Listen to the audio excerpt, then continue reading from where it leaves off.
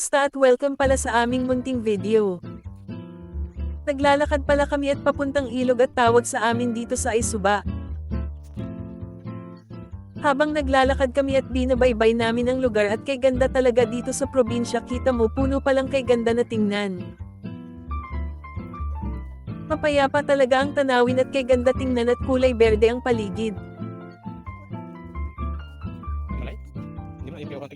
At hanggang ngayon ang lumang bahay dito nandito pero nakatayo pa. Mga bata pa lang kami itong bahay na ito nakatayo na at alam ko grade 2 pa ako noon at ngayon may asawa at anak na ako na si Bobby at yung bahay nandito pa.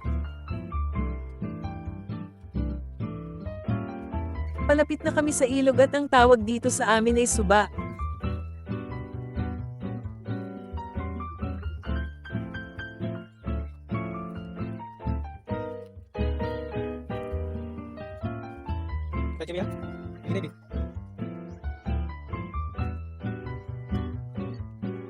Kulay berde ang ilog at sa tingin mo parang may buwaya pero sa totoo lang wala talagang buwaya dyan.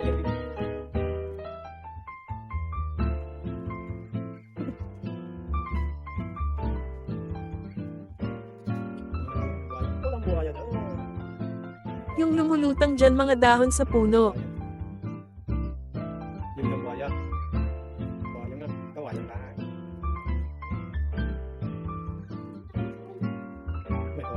Pero hindi mo rin maialis sa isip mo na parang may buwaya dyan pero wala talaga.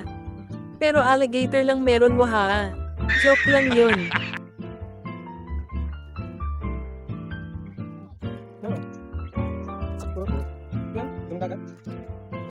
Diba ang linis ng tubig kulay berde?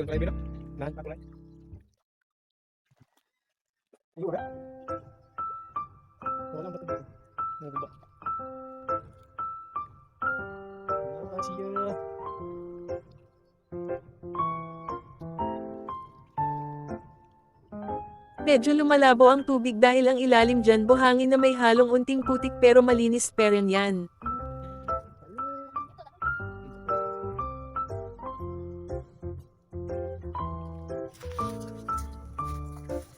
Dito banda naglalakad kami ulit kasi papunta kami sa Hangin Bridge.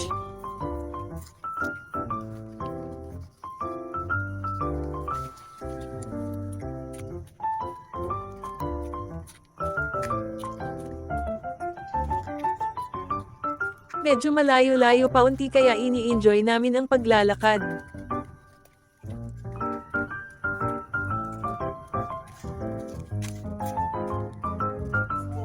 Palapit na kami sa Hangin Bridge.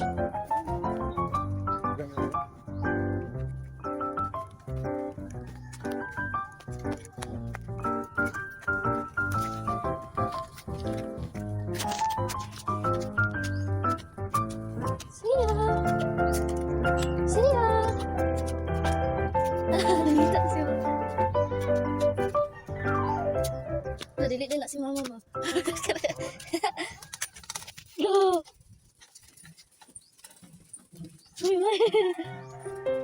Ayun, nandito na kami. Baby. Halika mo na. Siya.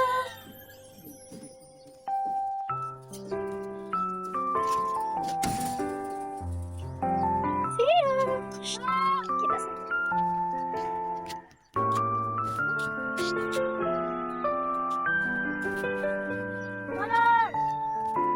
Yung kapatid ko may sinisigaw siya na mama daw pero hindi naman tumitingin yung babae na kaputi doon.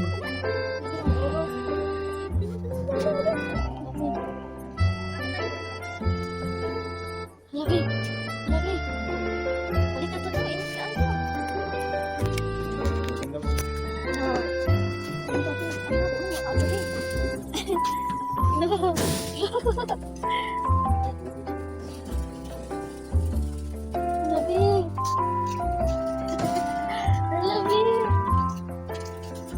Ayun, yun lang, salamat sa pagpanood sa video namin at huwag niyo kalimutan mag-like and share at i-follow niyo page ng anak namin.